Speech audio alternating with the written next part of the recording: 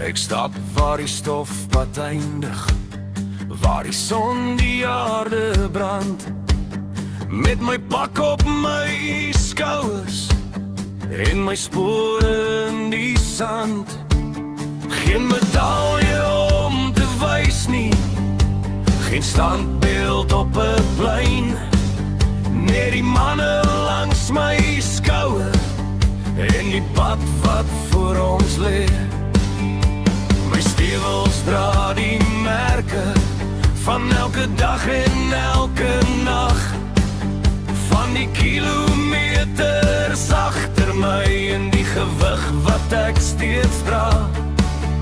Van die wêreld onthou die generaals en die name wat geskiedenis skryf, maar diep in elke storie is daar gewone manne wat bly.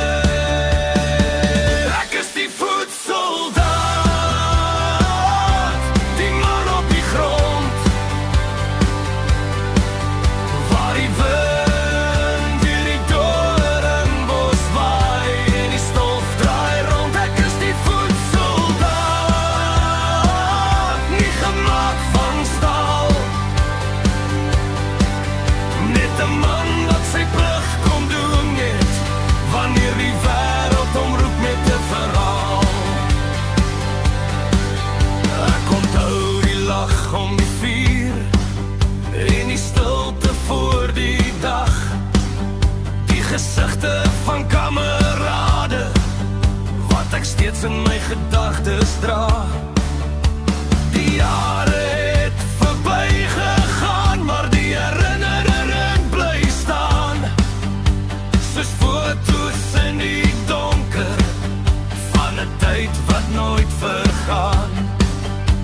Die son sak stadig oor die veld, die nag kom lê sy kombers neer, maar die voetspore van die voetsoldaat sal nog lank hier wees. Ek is die voetsoldaat, die man op die grond, waar die stof van gister se stories nog deur die vlaktes dwaal en rond. Ek is die voetsoldaat en van baie meer,